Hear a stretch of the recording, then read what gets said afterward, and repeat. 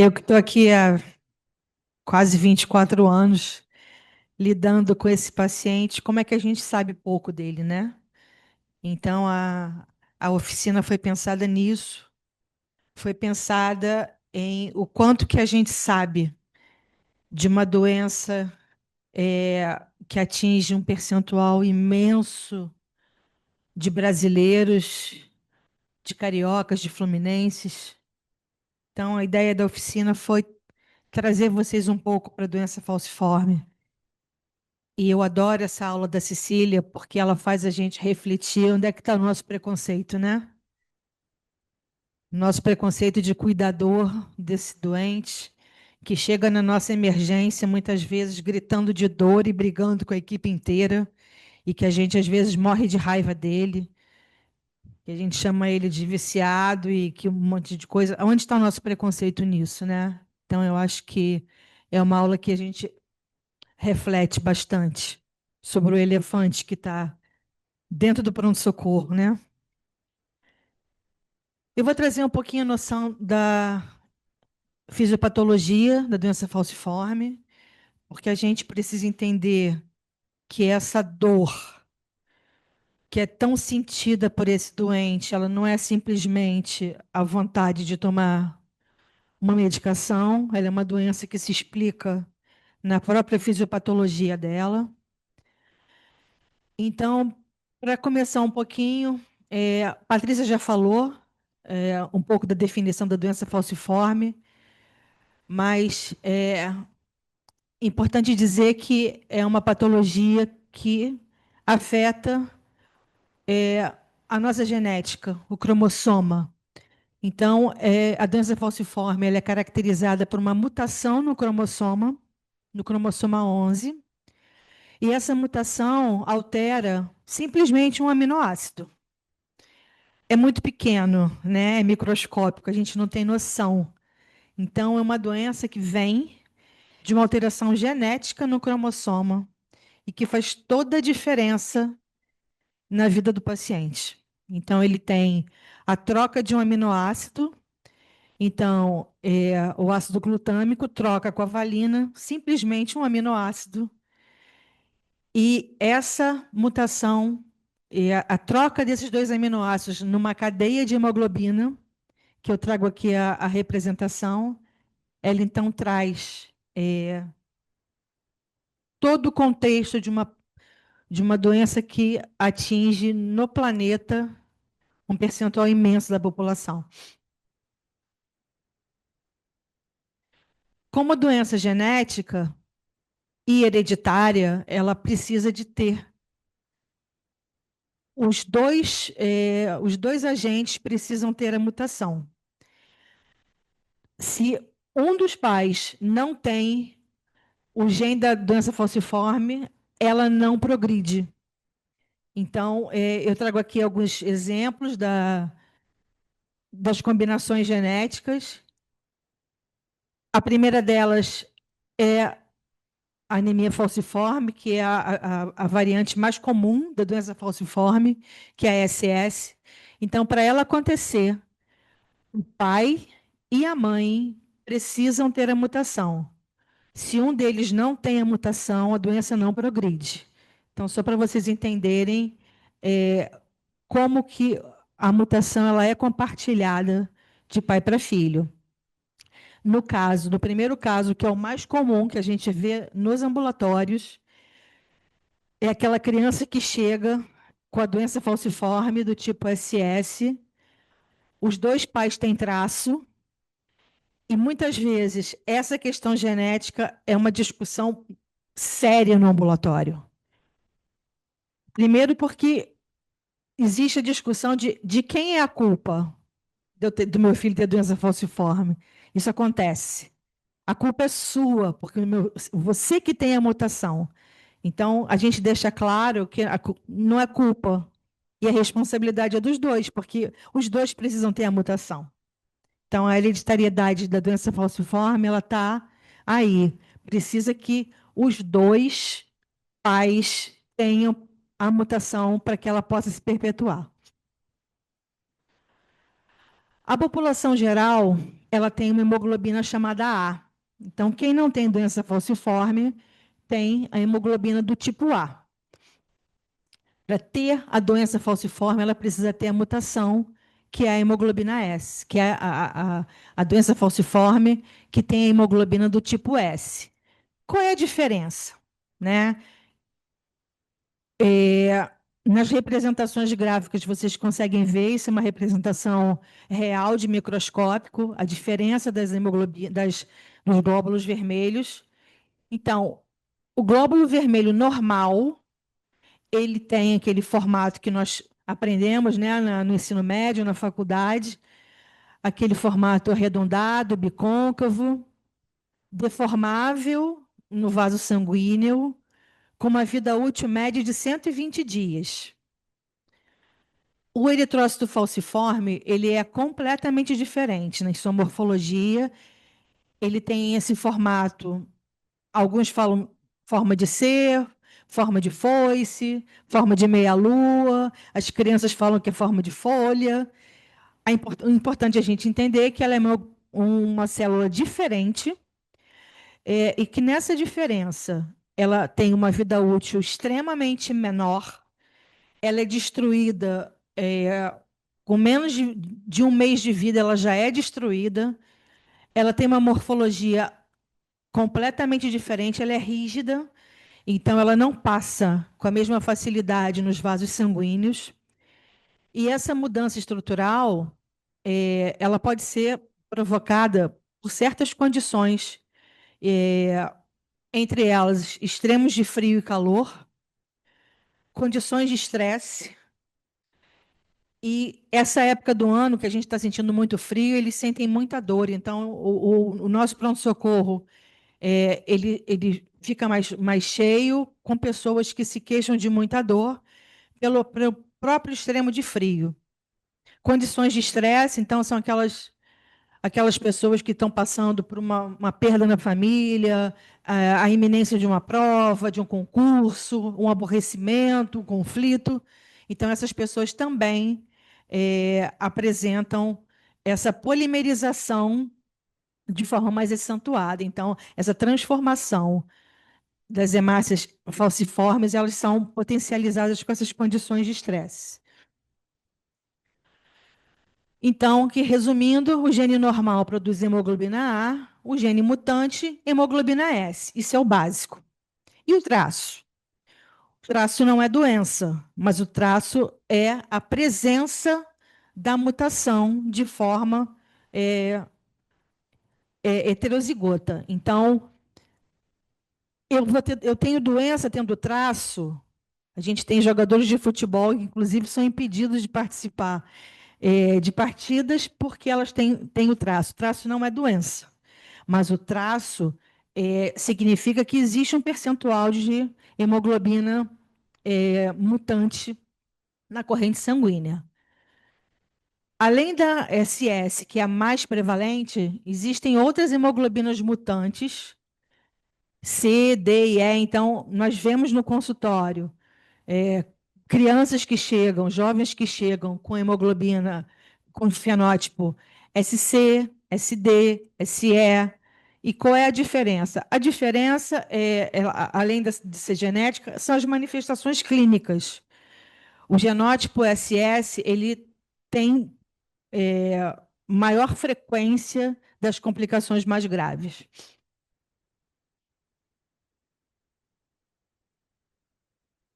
Nesse slide, a gente consegue ver, dentro do vaso sanguíneo, a representação dos dois tipos de hemoglobina. A hemoglobina, a hemácia falciforme, ela tem a capacidade de se agrupar dentro do vaso sanguíneo. Então, ela se agrupa, ela forma esses trombos. Em consequência disso, o sangue não passa com a mesma facilidade, então há uma privação de sangue para os tecidos, e essa privação, que equivale a uma representação análoga importante, é a crise cardíaca, né? Então, o paciente que chega infartado no nosso pronto-socorro, ele está tendo essa manifestação na irrigação do coração. Vamos imaginar que o doente falciforme tem ataques cardíacos pelo corpo inteiro. Então, essa é a dor da doença falciforme. Por que que a gente é tão benevolente quando chega um infartado no pronto-socorro, sentindo uma dor local, e a gente não é tão benevolente com aquele doente que sente a mesma dor no corpo inteiro? Então, essa aí é a nossa reflexão. Então, dentro do vaso sanguíneo, o que acontece é uma cascata inflamatória. Então, quando existe uma privação de oxigênio no vaso, naquele local se desencadeia uma reação inflamatória com a liberação de citocinas, há uma alteração no metabolismo do óxido nítrico, e com isso há uma lesão venosa. Então, existe uma questão patológica real dentro do vaso sanguíneo que faz com que a dor aconteça. Então, o que o doente tem é uma vasculopatia dentro de todo o sistema circulatório. Então, essas hemácias se afoicizam dentro do corpo inteiro. E cada vez que isso acontece, algum órgão vital começa a ser lesado. Então, qual é o impacto nos órgãos da pessoa com doença falciforme quando há uma privação de oxigênio para dentro dos seus tecidos? Essas complicações que vão se acumulando com a idade. Então, desde a primeira infância, a Adriana vai falar isso muito melhor do que eu, estou só citando as complicações, mas desde a primeira infância, as crises vasoclusivas já se mostram nocivas aos órgãos vitais dessas crianças. Então, desde a primeira infância, você já vê os primeiros casos de AVC, o sequestro esplênico, que é um grande causador de óbito na infância, a dactilite, e na progressão da idade, as complicações se mostram, e com o avançar das crises vasoclusivas, cada vez mais as complicações elas vão acontecendo. A gente não via isso tão intensamente como a gente vê na atualidade, porque a mortalidade acontecia na primeira infância. Com os recursos que se tem hoje em dia, principalmente de suporte, esse paciente ele chega às idades mais avançadas, mas a pena disso é as complicações que vão aparecendo no evoluir da vida. Então, o paciente adulto ele pode chegar com graves problemas renais, necrose das extremidades ósseas, retinopatia, hipertensão pulmonar, as úlceras de perna e todas as consequências também do alto uso de medicamentos. Então, é um paciente que, ao longo da vida, as complicações vão se acumulando. O diagnóstico ele é feito na atenção básica, na triagem neonatal, pelo teste do pezinho, que a Patrícia já explicou na parte da manhã. Ela é confirmada pela eletroforese de hemoglobina, e esse exame passou a ser incluído na rotina de pré-natal, buscando também o conhecimento da incidência da mutação na família. Como sinais e sintomas primários, anemia pela destruição da própria célula foicizada.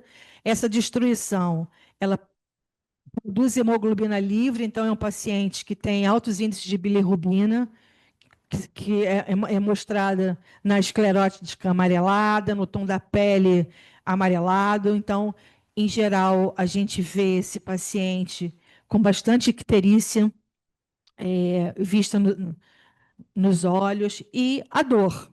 Então, é a tríade da doença falciforme, além de todas as complicações que podem vir, independente dos aplótipos que esses pacientes tenham. Falando um pouquinho de epidemiologia, a doença falciforme está espalhada ao redor do mundo. Esse gráfico mostra os locais onde existem maior incidência da doença falciforme. Então, o continente africano, na região subsaariana, ela é o local onde existe maior incidência da doença falciforme percentualmente na população.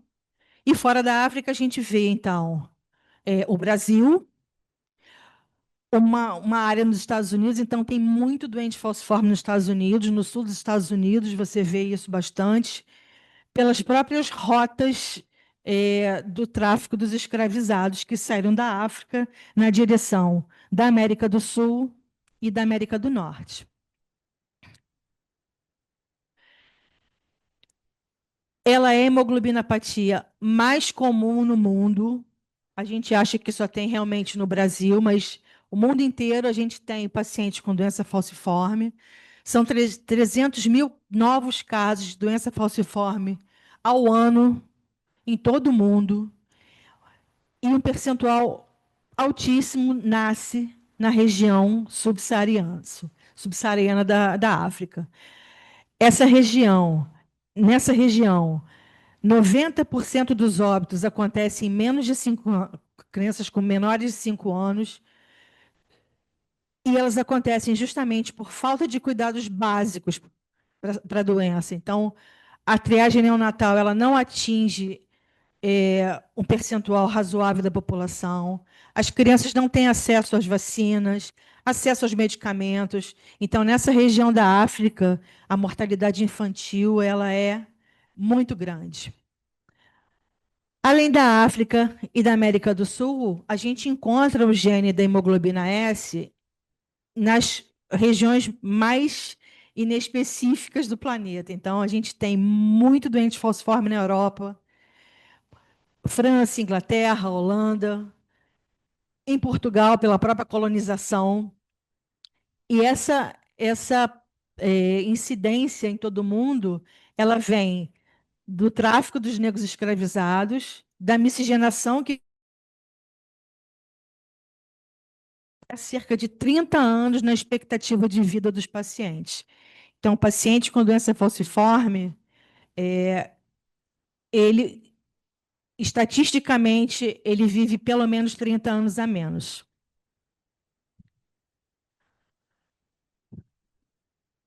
Em relação ao desenvolvimento desse paciente, sabe-se que existe aquele efeito protetor da hemoglobina fetal na infância que vai decrescendo à medida que ele cresce. Então, aos 6 meses de idade, o percentual de hemoglobina fetal ela diminui drasticamente e aí começam a incidência das complicações. Por isso que é tão importante tratar esse doente o mais cedo possível para evitar a progressão das complicações. São crianças que têm um atraso puberal significativo, a puberdade é mais tardia, então isso na escola, principalmente, no convívio com os amiguinhos, ele se compara e ele não entende por que que o amigo já tem músculo, já tem pelo, e ele continua parecendo uma criança pequena, porque é o próprio atraso que vem em decorrência das primeiras complicações. Dificuldades escolares, e aí a gente tem dificuldades escolares por 2 motivos, isso fica muito claro quando você começa a ter contato com esses pacientes. Não é só o déficit cognitivo da própria doença, mas uma vez que o paciente vem das camadas mais desfavorecidas financeiramente da população, ele também tem menos acesso à alfabetização, às capacitações. Então, são crianças que desde a infância já apresentam as suas dificuldades escolares. Ele falta muito à escola, nem sempre os professores estão preparados para ter um doente falciforme entre as suas turmas. Então, e na vida adulta, já existe o declínio funcional da própria patologia, das próprias complicações. É um paciente que, por não ter tido muita qualificação na fase escolar, ele normalmente é subempregado, ele não consegue emprego, ele falta muito trabalho, as pessoas não entendem isso. Então, são muitas necessidades psicossociais que se juntam às questões físicas. Então, é um paciente que realmente, até como pelo que a Cecília traz, então, da ancestralidade desse paciente, ele não teve, a vida dele é bastante diferente, ele tem muito pouco acesso às escolas, ao campo de trabalho, enfim. No Brasil, ela atinge cerca de 8% da população negra, isso foi um dado de 2021.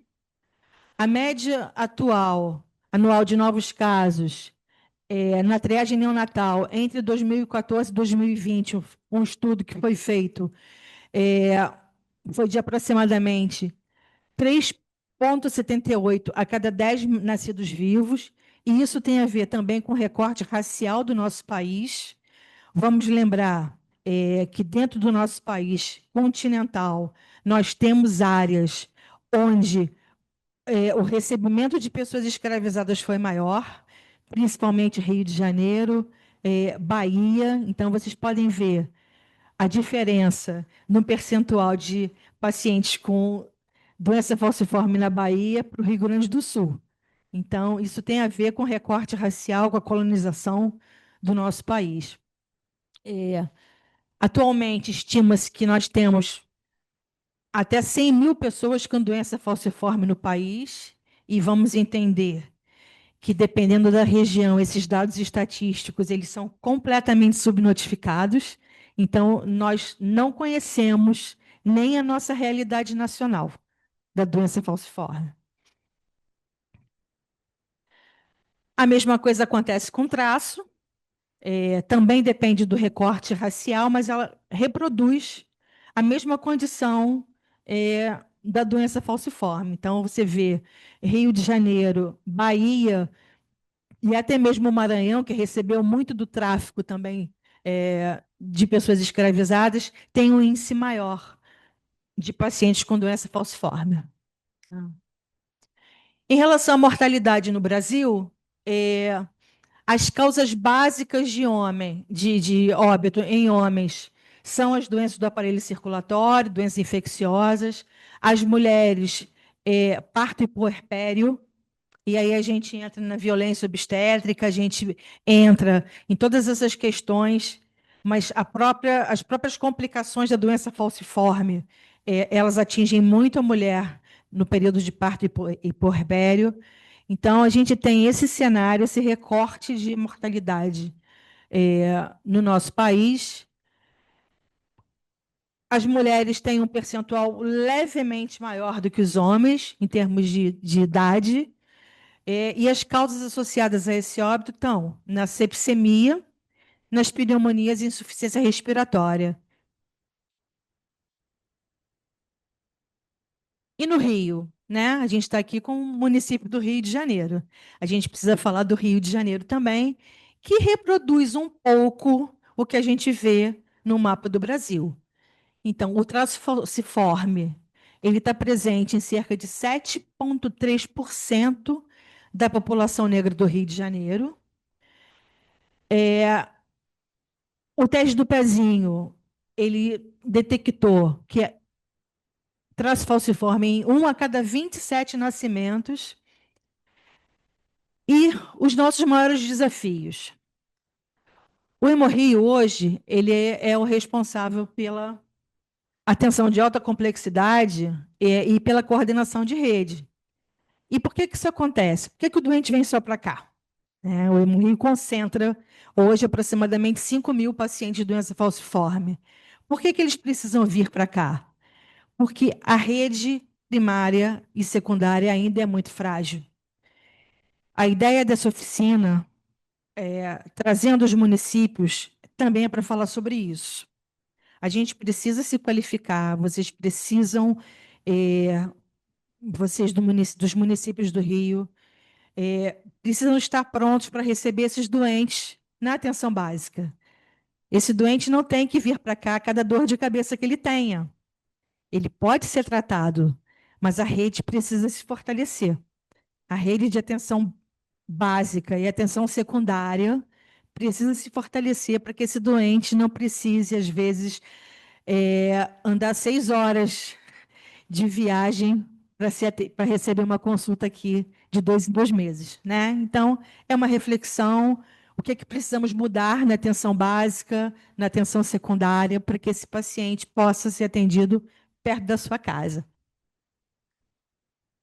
O que é que estamos fazendo no Brasil para melhorar isso, né? Então, é, nós temos bastante legislação. Essa apresentação vai ficar para vocês. Eu não preciso falar de cada legislação dessa, mas a gente tem muito menos do que a gente deveria, mas a gente tem uma legislação que cerca a doença falciforme.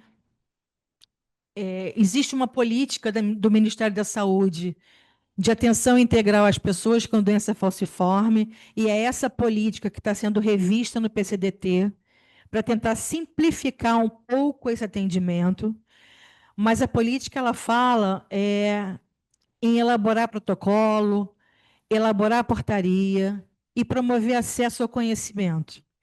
Isso aqui que nós estamos fazendo é um primeiro passo. O primeiro passo para capacitar vocês, para qualificar vocês, para que esse paciente, lá no município de vocês, lá perto da atenção básica, ele consiga receber uma assistência de qualidade. E um dos objetivos também dessa política é combater esse racismo institucional que a gente continua dizendo que não existe, né? O Brasil não é um país racista. Eu não sou racista. Até que ponto que não sou, né? Então, aonde está o meu preconceito? O que a gente quer? A gente quer que todas as crianças tenham acesso à triagem neonatal, não só nos grandes centros, mas no menor dos municípios. A gente precisa que essa triagem neonatal chegue a todos. Acesso aos medicamentos. A hidroxiureia, a gente sabe que nos grandes centros ela está presente, mas ela chega nos municípios, ela chega na região norte, na região nordeste. Então, o acesso às medicações, aos exames de imagem. Eu vou falar no TMO depois, mas também o acesso ao TMO. Por que que é só no Sudeste que a gente tem TMO, né? A gente não tem TMO nas outras regiões. Capacitar a rede, qualificar a rede. O que a gente quer é isso, né? Então, esse país onde a negligência relativa às questões raciais, às questões históricas, a falta de investimento nas pesquisas.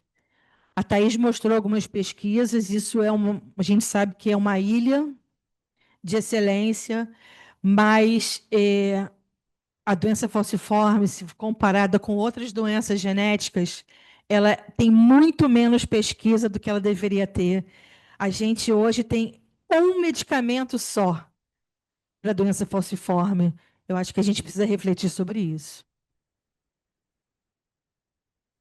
Em relação ao Rio de Janeiro, o que se quer é essa integração da rede de saúde, atenção básica, atenção secundária e atenção terciária, formação dos profissionais, e aí eu trago para dentro da minha casa, capacitar esse profissional que cuida da doença falciforme aqui dentro da instituição. Estava conversando com a Cecília agora. Para mim, são as maiores barreiras, são as que a gente tem dentro de casa. Então, a gente olhar para esse doente, olhar para a gente, como eu estou cuidando desse doente? Eu estou cuidando desse doente com aquele preconceito todo que eu tinha, que foi relatado aqui. Qual é o meu papel? Eu escolhi ser enfermeira. Acredito que vocês todos escolheram, né? É uma escolha. Então, qual é o meu papel? O nosso papel aqui agora é tentar capacitar vocês da melhor maneira possível. Essas aulas estão à disposição de vocês, até para vocês replicarem na casa de vocês, na rede de vocês. A gente precisa tirar a doença falciforme da invisibilidade. Dizer que ela não é mais invisível não é verdade. Ela é completamente invisível. Então,